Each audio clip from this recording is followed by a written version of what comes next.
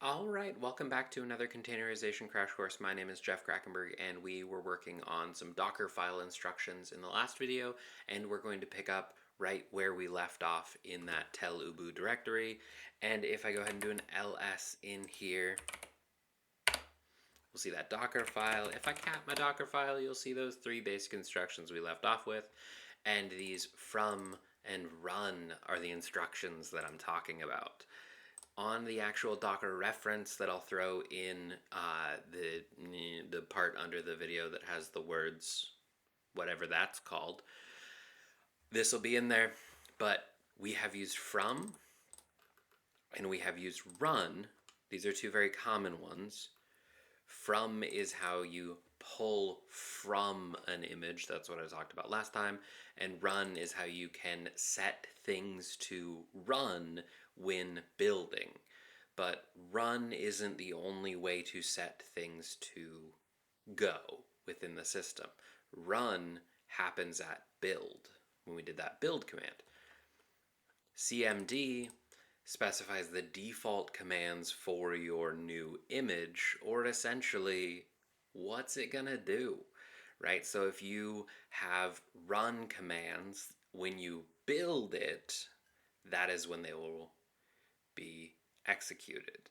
If you have command instructions, when you run or execute the Docker container is when they will be done. Words are hard. So those are two that are common, tripped up. We used run last time, we'll use command this time.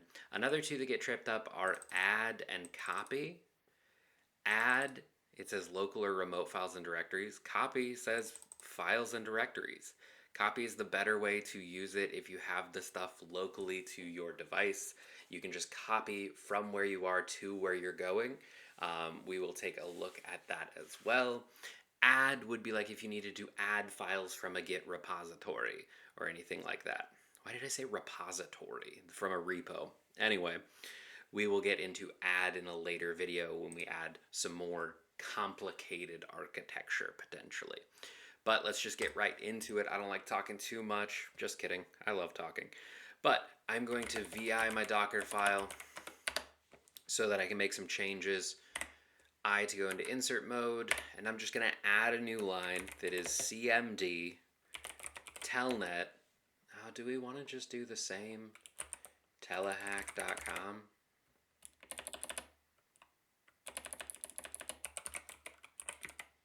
Let's see if this will work.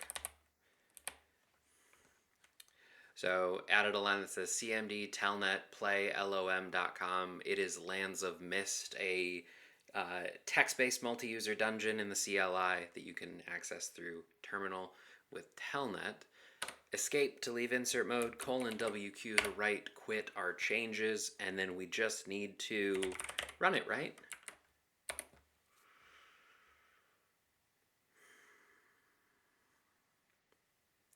So there we are, but this isn't the right thing because I did some changes previously to this. I was testing some stuff out, and if I look, my Docker file that I've got here was just edited. But if I look at Docker images, my telubu latest, which is in use now, isn't something that I rebuilt, right? We made changes to the Docker file, but we didn't rebuild. So when we ran it, it ran with the last set of instructions that I had, which was to connect to telehack.com.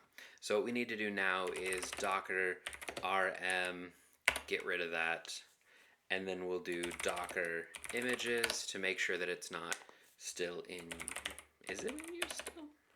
Let's do docker ps, docker psa. Yes, I have exited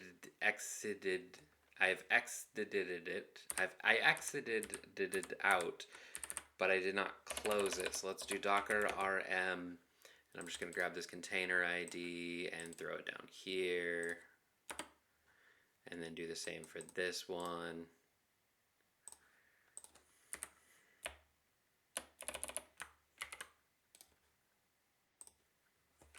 Ugh, gross.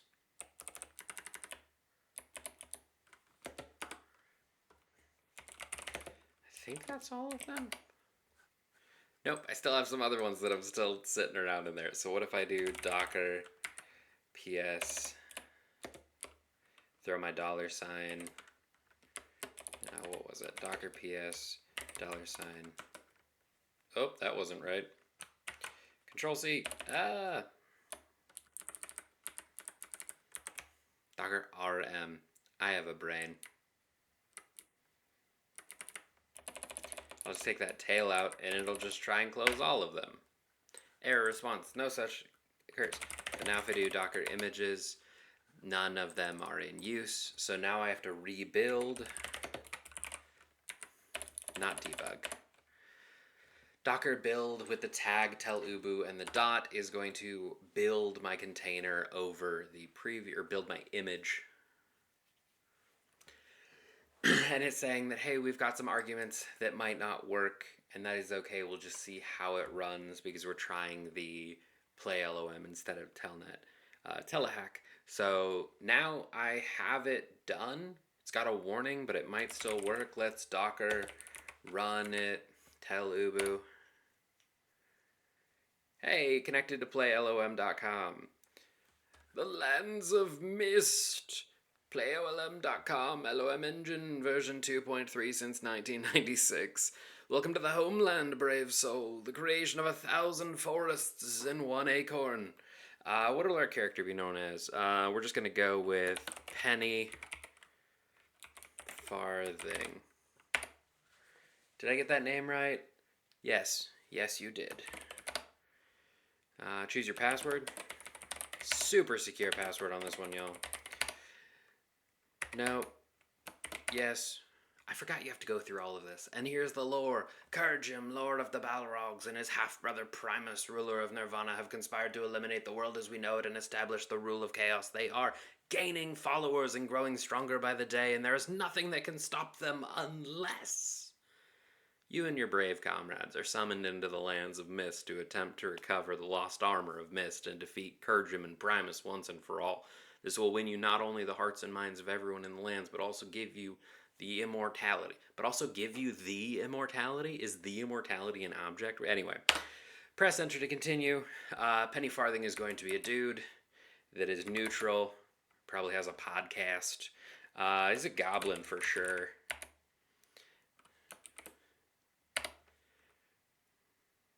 He's a cleric. It's Unix. Alright, so there we go. Behold Penny Farthing, the goblin cleric. What's important for a cleric? We're gonna do, we'll do intelligence. And we'll give him, 8 points. Oh, that was bad. We'll do 7 in intelligence. Let's do 5 in wisdom. And 5 in constitution. Do I have enough points for that? That's a bit much. How about 3?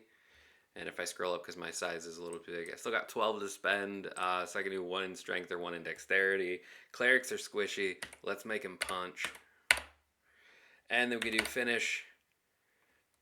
We have 1 point left. Yes, I want to continue. Ring of knowledge? Yeah, sure, why not? Alright, so now we are officially entering the lands of Myst. Hey, I'm not going to do the whole thing. I'm just going to leave the game. That is going to be how you can containerize a telnet connection. If you don't know why that would be important, I would highly recommend watching a couple other videos. Just, I don't know, look up why you should containerize telnet connections. And yeah, that's all I got for you guys in this in this video. It was a silly one. Yeah. Till next time.